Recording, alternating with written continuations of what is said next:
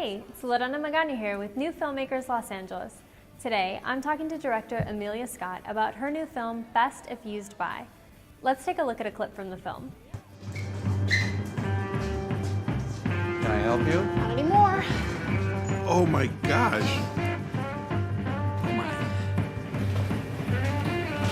Oh my God. Yeah, this is probably in violation of something. Yeah, probably a couple of things. Yes, so Best If Used By is a short film about a woman whose name is Maggie who works at a grocery store, and she finds out that suddenly her boyfriend has died and she can't process that, and so at the hospital she decides to steal his body and take him to the grocery's produce refrigerator. And so it kind of follows what happens before and after that. How did you come up with the concept behind this film?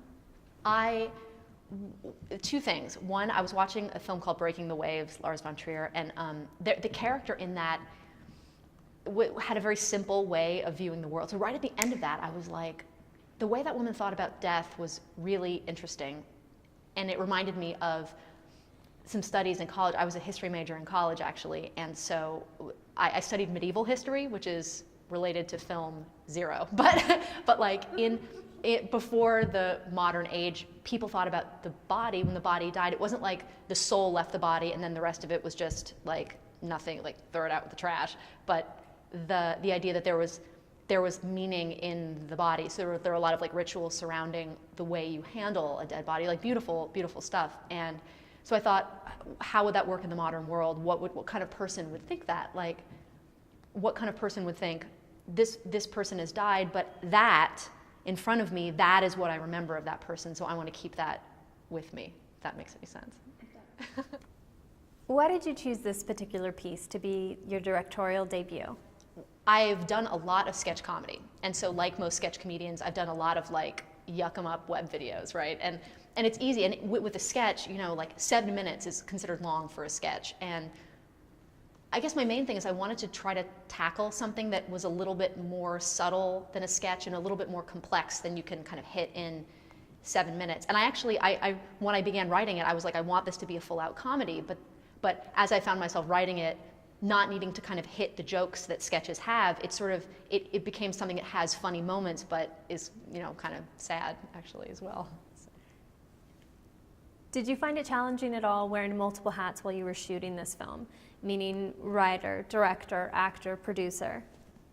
Well, one thing that made it hugely easy as a director was the fact that my cast, they are such pros and they were so fantastic that I didn't need to have any of these like moments where I'm like on my knees with an actor like dragging a performance out of them or anything. They were like so amazing, and these are people who delivered it in the audition room from the very first minute, so that made it easy.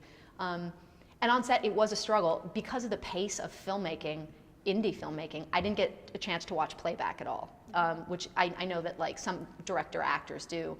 So I had a couple of people, including my producer, Ed Flynn, who was watching, and he and I have worked together creatively before, so I trusted that he knew exactly what I wanted. So if there were moments where I knew that we had to move on, I had to kind of look to him and be like, what did you think of that? And then for the moments where I wasn't on camera, that was easy. I just behaved like a director. So, but yes, it was a lot of hats. What was your experience like on set working with such amazing, talented actors? Easy, in one word. Amazing, in an additional word. These people, I mean, let me just say that I need to shout Chicago out in this situation, because I had Chris Stolte, who, I guess Christian Stolte is his IMDb name. He's on Chicago Fire right now. Peggy Roeder was in Groundhog Day. Will Zarn was in LA Confidential. I mean, and these are people who read the script. I was clear. I was like, I can give you lunch and like maybe some money someday if it makes any money, but I couldn't really promise them anything. And they took the like monster talent that they have on these projects and just brought it here. And honestly, they were so incredible to work with. I feel so incredibly lucky that they all said yes. So. What's next on your plate? So far, I really love what I'm doing, and I want to go even further with this. I have a feature that I'm working on that I'm sort of tailoring to what I know are the constraints of independent filmmaking. So I'm trying to keep it like in a sort of moderate budget and try to see if I can actually do it myself. And then I have a feature concept that I'm working on that might be a little more expensive, that might be something that I have to maybe sell to someone else, hopefully, if they do that. And then also I have a couple of more shorts that I'd like to make as well, because the kind of scope of making a short, Louis C.K. said it best.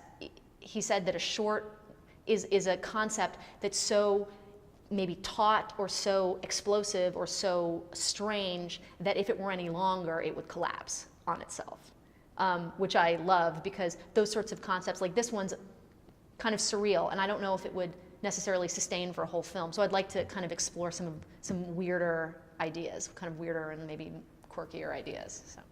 Aemilia, thank you so much for taking the time to talk to us today. Thank you for having me.